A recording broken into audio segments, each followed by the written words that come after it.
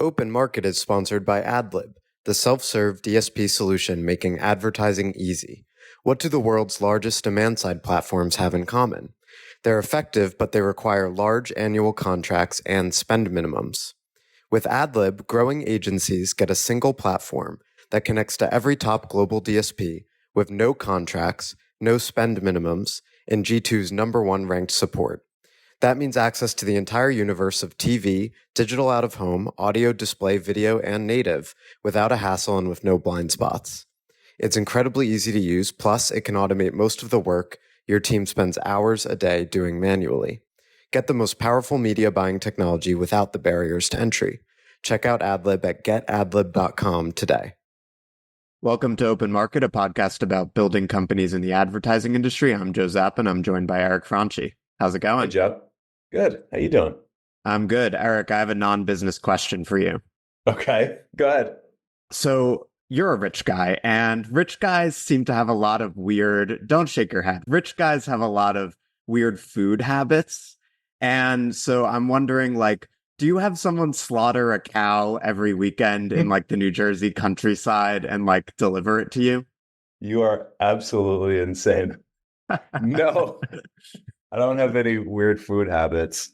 I've recently gone from being plant-based to back on animal proteins. So I eat a lot of chicken and egg whites, and I buy them from Stop and Shop, just like everybody else. Okay, nice. Good to hear. Well, you were plant-based for a while, so you were a weirdo for a short period of time. I was. All right, I won't torture you any further. Getting down to business, the topic I wanted to talk about today is something that I see often in ad tech, which is what do you do if your market isn't big enough? So I encounter a lot of companies in this situation. They're in a constrained market. For example, let's say they offer a service to publishers and their market is only yay big, and they're just looking at it and they're like, this whole market is eaten up already. It's either us or our three competitors. Switching is super difficult, so we don't really see any more room for growth. What do we do? Or maybe they're an SSP and they've focused in a particular type of media, and they're saying, well, all the growth is coming from retail media and CTV, so do we have to just become a CTV company? Which is something I see a lot of DSPs and SSPs going through. So that's what I wanted to talk about. Do you see this often? And from the former operator and now investor perspective, what's your immediate reaction to that problem?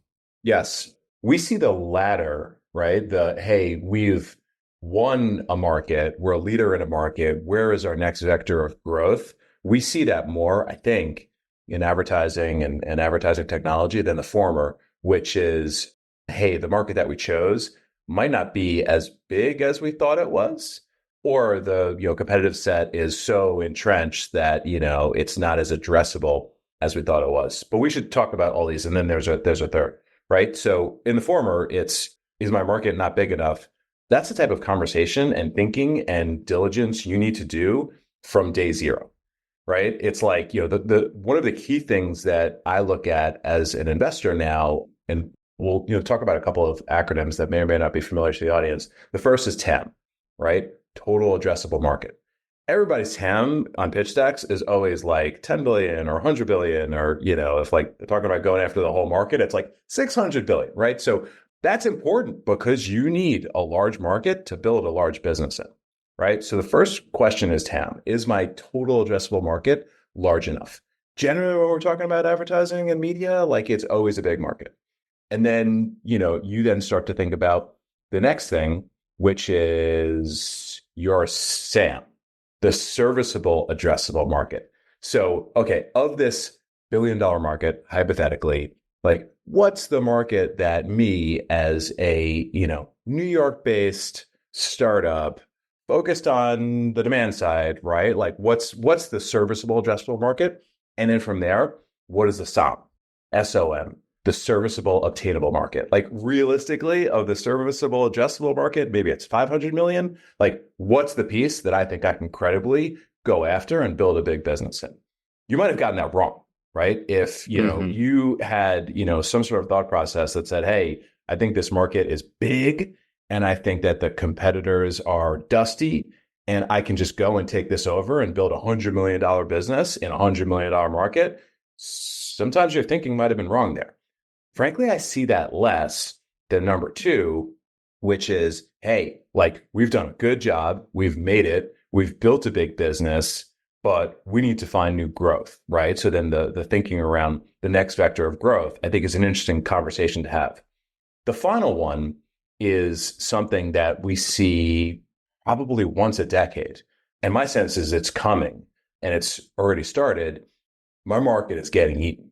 So in my career, the example I'll point to is, back in the 2009 to 2010 era, ad networks, which have gotten a resurgence for lots of reasons, they were like the business back then. There were a lot of ad networks. It was a great business, margins, everything like that, low barriers to entry.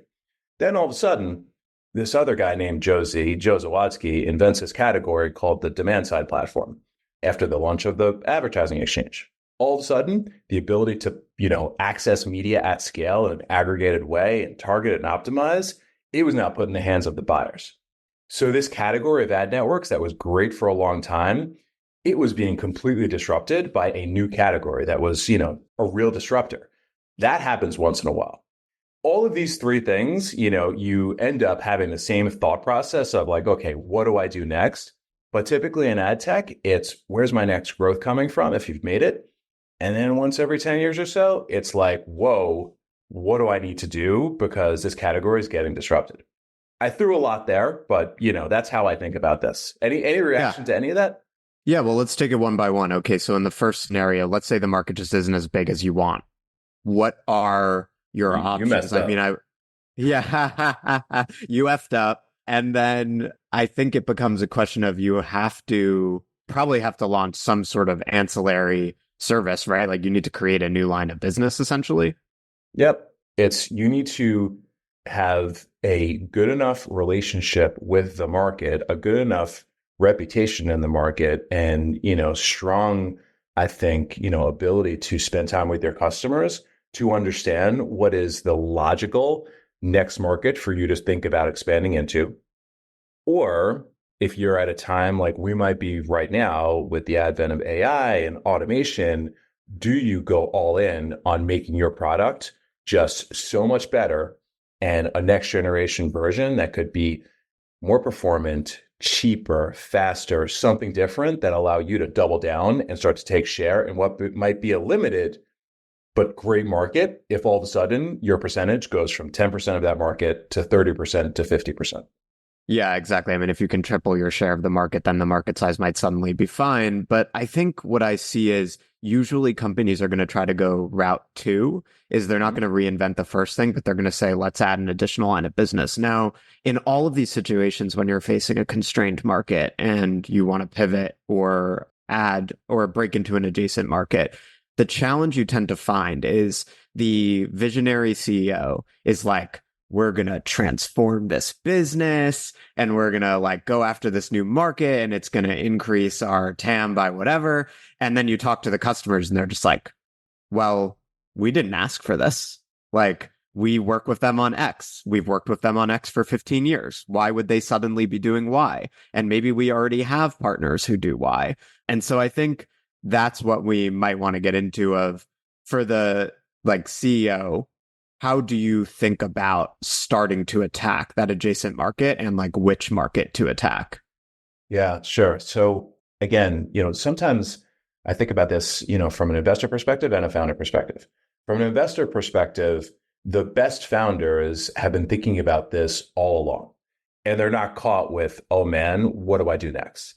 It is, here's how we're going to enter the market and we're going to win here.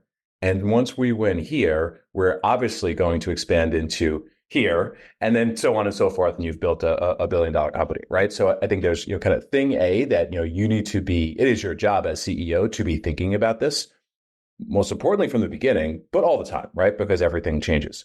If you're not perfect, then it's like you put the founder, the operator hat on, and it's thinking about what is a logical next market for you to enter into that your customers will not have the, oh, wait, why are you even, trying to sell me this thing? I already have a solution for this thing. What is something that is complementary to your offering? What is something that is consistent with your offering? What is something that you could demonstrate some cost efficiencies or performance enhancements if you took thing A, thing B, put them together and made it a unified offering to your customers? Perhaps the best example of this is Trade Desk. Trade Desk won in, enterprise large agency buying. Along the way, obviously this was in like programmatic display and online video. Along the way, two massive market opportunities started to emerge, and that was CTV and that was retail media. I can imagine, Jeff Green and his team sitting there, thinking about, okay, what should our offering be in CTV and retail media? Because as a DSP, we want this to be as omnichannel and flexible as possible. And our customers should want us to have, more of these market offerings under this terminal that they're using as their system of record. So I think the best example of that, is pretty obvious, right? Where you're just adding products that are extremely complementary and make your platform more powerful over time, right? And not like, oh my God, why are they offering us CTV or retail media? As a marketer, the way I think about it is you want to have a consistent narrative thread from tying together where you were and where you're going. So if you're, an SSP or a DSP, you carved out a niche in like out of home or native or whatever it is, online video. And now you're going to try to move into an adjacent category that's growing faster. You need to take the differentiator that allowed you to build that initial successful business and find some sort of thread between what made you great at that old thing and then what's going to make you great at that new thing, right? So I think then it becomes practically a question of sort of navigating the tension between product and then marketing and sales and getting everyone aligned so that it's like we build into the product some dimension that gives us an edge that's probably tied to what our edge has always been. Like whatever our edge was in that old category, let's build it into the product we're going to build for the new category. And then, we're going to go out and market that and sell that. And then a whole bunch of complications arise in that process in terms of the alignment between product and then marketing and sales. How soon do you lean into the new thing as opposed to being known for the old thing? Because you don't want to cannibalize the old business for the sake of starting a new line of business. So let's start with the timeline here and the product versus marketing and sales tension. How do you think about that? Yeah, I think there's a right way to do this. The right way to do this, and this could be just sort of me having the bias that I have of being a little bit more sort of like marketing, GTM, and sales oriented, is you're having these conversations with your customers sooner rather than later. If you've done a good job, your salespeople or you, right, depending on the stage of the company, ideally it's both, have great relationships with customers where you can have these types of conversations that are not just about, hey, how's the product? How are you finding everything? What can we do more to help you? What can we, sell you more of? It's like, hey, we want to talk to you about the future of your business, the future of our business, right? So it's A, have you done a good job to foster those types of relationships with, your most important customers? B, you want to also be mindful of, if you are a sales-led organization, the nature of, sales and, commercialization is, you're oftentimes, feeling like, your hair is on fire, right? Like, my competitor just launched this. There's a press release about this new company. Like, oftentimes, again, being close to the market, it can feel quite reactionary because, if the marketplace is doing a good job, the competitors are doing a good job, they've got a consistent stream of noise and announcements and case studies and everything like that, right? So it's like, A, being, I think, properly focused on you and not reactionary to the marketplace. B, having those relationships with your customers and doing so in a venue that can be like very productive and almost drawing them into the process. So examples of this that I've seen and used well in the past is when you're thinking about entering into a new market, A, you're thinking about it, for perhaps, 6 months or a year from now. and starting to convene customers, bring them together in a almost like advisory board, quote unquote, or maybe not quote unquote, actual advisory board manner to talk about the business, to talk about the industry, to talk about where things are going, and have, I think, some of those conversations in a setting where you can get a lot of feedback in a non-salesy, non-threatening way, right? So I think the first thing is having the relationships with the market where you're getting multiple data points, starting with sales, but obviously, kind of coming directly from customers, and then B, being able to have those conversations early on in environments that can be constructive, data gathering, and where you can come back and say, hey, here's what you told us. Here's what we've learned. Here's what we've considered. And here's, the next iteration of how we're thinking about our business. So I'll stop there. But, there's sort of next steps from there. Go ahead, Joe. Headline: do not reposition your entire business without getting input from your customers. Yes. Right. I think it sounds pedantic or obvious, but I think what often happens is you get a ton of really smart ad tech people in a company, and like they're all sort of huddling together and they're like, what is this ingenious, like revolutionary product we're going to create to shift our entire category and like increase our TAM by several multiples? And then again, you talk to the customers after the company has poured a year into like launching this new product, and the customers are like, we didn't ask for this. We don't want it. That's crazy. Unless you're Brian O'Kelly, like that stuff is not going to happen.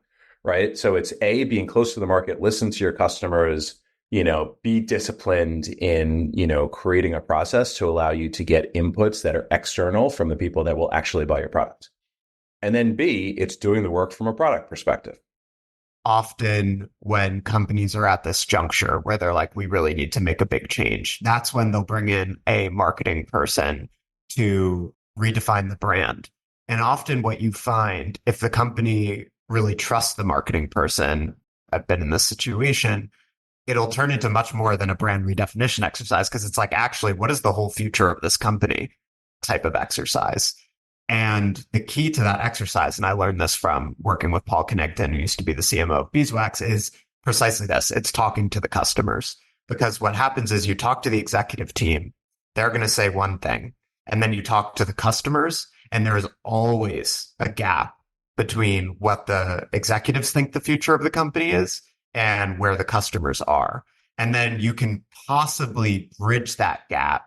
But before you do like a splashy brand redefinition and like totally shift the positioning of the company, you want to make sure that the customers who have been huge fans of yours, possibly for like a decade, are going to come along with you and champion it. Because also from a marketing and sales perspective, it's those initial champions of this new approach who are going to allow you to evangelize it in market and make it successful. Exactly. Right. So let's say we've done just this ideal scenario where we've convened our key customers. We had a half-day offsite. We talked about the industry. We had a guest speaker come in. Joe Zappa came in to talk about marketing. Like, we've made it a great day. And then we spend time talking about product, talking about roadmap. Our product people were in the room. Our product people were having conversations with our customers. We're fostering that type of engagement. We've come away with, I think, a good idea of, is this next adjacent market opportunity? Maybe it's CTV. Let's say it's CTV. Is this viable? Do our customers think about us as a company that can enter into this market? Get those data points that will allow product to do its work. Let product start to work on the market validation, work on building a product roadmap, engage with customers, around a timeline for being like first look beta customers, right? Do all of that stuff because you validated it with those, key customer conversations in the beginning. And then from there, it naturally flows through bringing a product to market, having the marketing team get involved, both marketing and, increasingly, I think what's really important for things like this is product marketing, making sure that, we're doing everything to enable your sales team to talk about this in market at the right time. You're launching it with the best foot forward because you've brought customers with you. You've got beta customers, you've got case studies, you've got performance. All this stuff at the end of the day should feel so natural and logical. And, oh, yes, of course, my company is going into CTV. And it's a very logical extension of the way my company should be getting into CTV. And oh, by the way, here's the new product and successful case studies and customers. Like this should be a disciplined process that lasts 6 months to a year that involves sales, product, marketing, and the entire company coming together. And at the end of it, this shouldn't be, oh, did we choose the right market? This should be like, whoa, this is an awesome launch. We're getting lots of buzz. We're getting lots of inbound. And everybody's ready to march to the new beat together. Because now this is not just marketing. This is like your entire corporate communications, both internal, external. I know I'm throwing a lot at you here and a lot at the listeners. But again, this should not be like hair on fire. Oh my God, what's the next market? This is like a disciplined process to do this right, where it's like, yes, of course, this is the next market. The way I'm thinking about what you're saying is it's not like we go build it and then they'll come, the classic fallacy of build it and then they'll come. But it's also not like, sales just going and selling some shit before you've even built it and then hoping that it happens works. too. Yeah, exactly. And both are annoying. And this is why sometimes like sales and engineering hate each other. It's kind of like a horseshoe. Like you start with sales and customer success. You get in with your customers. Product's part of that too. You really understand, like you almost ideate the future of the company with your like champions and who already love you. Then you go off and build it and obviously are getting customer feedback as you go along. And then you go back into a sales and marketing motion. And hopefully when you launch, you already have a few key customers who have been telling you the whole time, like, yep, I'm in for this. They're going to adopt it. And then that helps a ton from a marketing perspective, because I can tell you that what marketing teams hate is when they're being told by the CEO, oh, well, go drum up interest in this new product we're doing. And they're like, well, we have no customers. So the press isn't going to report on it because all we have to tell the press is we're doing this new thing. Yeah. And the press is like, okay, who's using it? And you're like, no one. And that's where the emails end. So I see how all that fits together. I have an objection for you that I hear from CEOs, which is they'll say, okay, you're telling me to ask my customers, what the next big thing should be. But then you're in like the horse and carriage car problem where it's like the customers weren't asking for a car. This has been quoted back to me. And I think there's legitimacy to that because it's like, if you ask a lot of customers, like, what should this product that you love be doing, like very differently? How could it help you?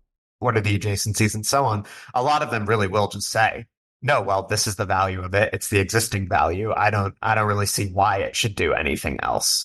So do you see what I'm saying? And how would you address that objection from a CEO about the process you're recommending? I wonder if you're having the right conversation, right? Like, oftentimes this conversation should be taken up a level, right? And starts with like, where is the industry going? Not like, this next thing we're thinking about, are you buying it from someone? Would you buy it from us? How would you think about us and everything like that? It's like, hey, where is the industry going? Where is your business going, Mrs. Customer? How do you think all these pieces fit together over time? And then here's how we're thinking about our business. Here's how we think the natural evolution of our business is. And, perhaps there's some alignment here. So, not being involved in these specific conversations you're speaking to, I have to be a little bit sort of like general here. It's like, you might need to be elevating the altitude of the conversation with the customer to make it that productive, to really draw the right data points out of them versus like getting shut down on, oh yeah, I buy that from TTD. Why the heck should I buy that from you? You get what I'm saying?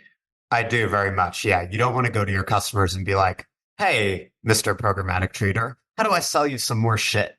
Because they're going to be like, well, what's in that for me? Like that it's just a totally selfish question. You want to have a customer centric approach to this research process where you're essentially asking them like, what are your concerns about the industry? Where do you feel your business is headed? What are the opportunities you're excited about? And you can sort of then work backwards from there to figure out, okay, within those concerns and hopes, what are the adjacencies we'd be positioned to take advantage of? And then when you have some ideas, you can go back to them and be like, okay, this is what we're working on. And you can sort of test a more specific idea.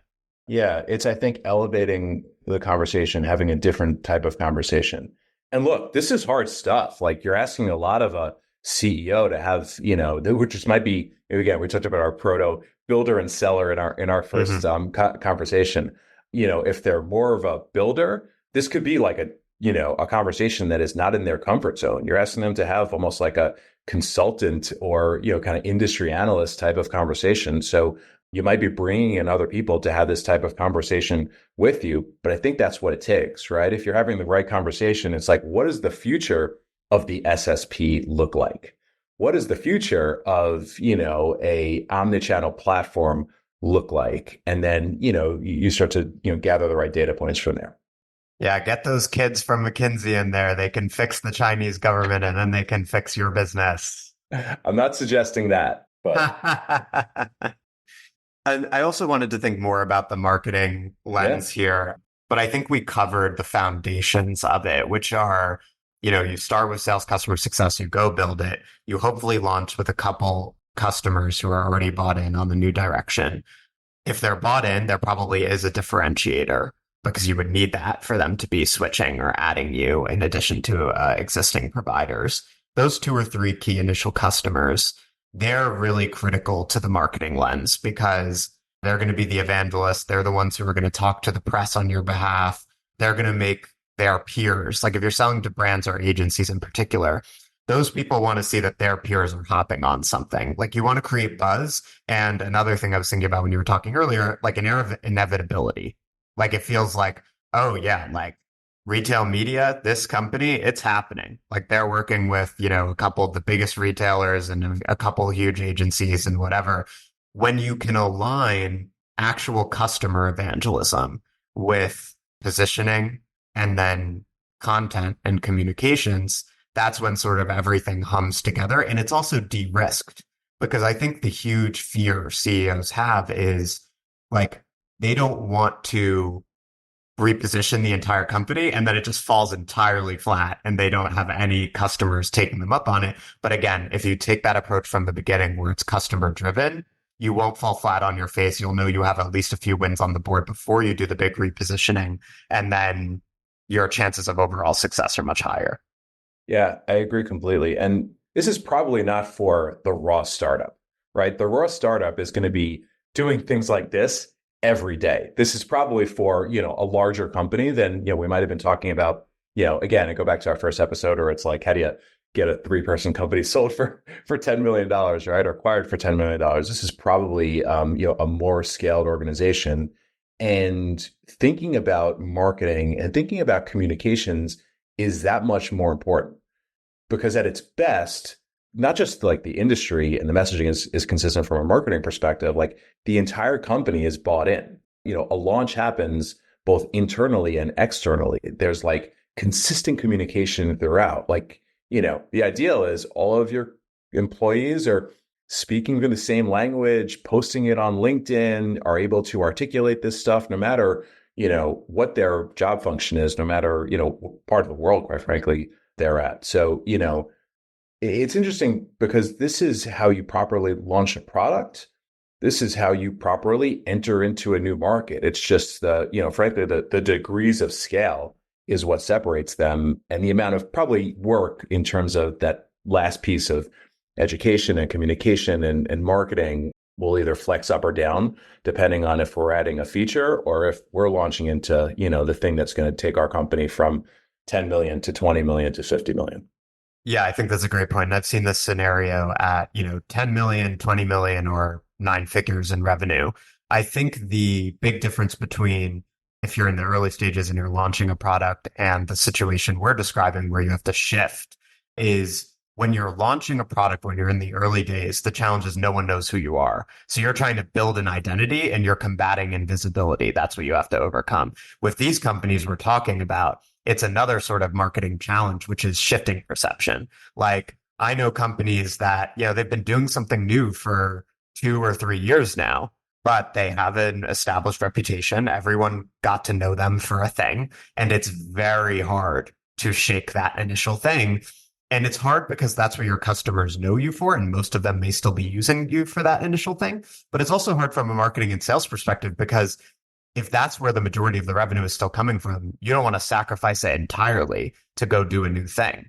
And that's where what I said initially about finding that common or consistent narrative thread is important, because you need to find a way to tell a story that plunges you into the new thing and gets people to actually know you for it without totally sacrificing the foundations of the company. Unless this is a full pivot, unless you've done all this work and you're coming up with like, hey, like we need to do something completely different as a business, then that's a different conversation. Maybe we could have a different podcast on that. Or B, your space is under like massive disruption, which again has happened, will happen again. And you want to be at the forefront. You want to be getting out in front of it. You want to be like positioning yourselves in a much, I think, different and bigger way. This is the tweener. This is the one in the middle where it's like, hey, we want to enter into a new market. We think this market actually might be the future of our business, but we got to keep the lights on today. We need to maintain consistent messaging with our customers today, and also shine the light on what we think is an awesome new product and a way for us to be thought about, not just today, but into the future, increasingly more and more. Yeah, and the other thing is you need to be getting loud and you need to own that new topic, right? Yeah. So I think there are a lot of companies that try to make this shift and no one's really hearing from them. And again, you're facing a tremendous obstacle, which is if you're at this point, you've succeeded at something, which is awesome. But then if that market is declining, you now need to not only like generate new awareness, but you need to shift perception from where you are so that people don't view you as only ever being that initial thing. The only way I see to do that, in addition to all the table stakes stuff we discussed of getting customer feedback and tailoring the product to that feedback and launching with a couple champions, the only way to do that is getting loud. So you have to be present in market and you have to be consistent, and you need to tailor the positioning to that new story so that when people go to your site, like they immediately understand what the deal is. And then, as you said, and this is especially challenging in, larger organizations with several hundred people or several thousand people, you need to have clarity from the CEO level on down so that everyone in the company is clear on who we are and what we're doing. Like our customers should have no doubt when they are like, well, if a third party like me comes in and asks the customers, well, why are they doing this new thing? There should be no doubt about that, because everyone in the company should be saying it all the time, and it should be public and it should be on the site, and there should be unity on that. And that's the condition just to have a shot at, I think, repositioning the company successfully. And again, it goes back to there's a way to do this right. There's a playbook. We talked about it being a 6-month, 12-month process. There's a way to do it right, and there's a way to do it, in a way that could be wrong. Awesome. I think we covered it. All right. Well, we're live now, so we've been live for a couple of weeks. So smash that subscribe button, guys. Spotify, Apple, you know where to find us. Tell your friends. I'm going to be on Twitter. Retweet that shit. Thank you in advance for your help. And Eric needs more cows, guys. Eric needs more cows to slaughter. He's got a family to feed. Don't shortchange Eric on these cows.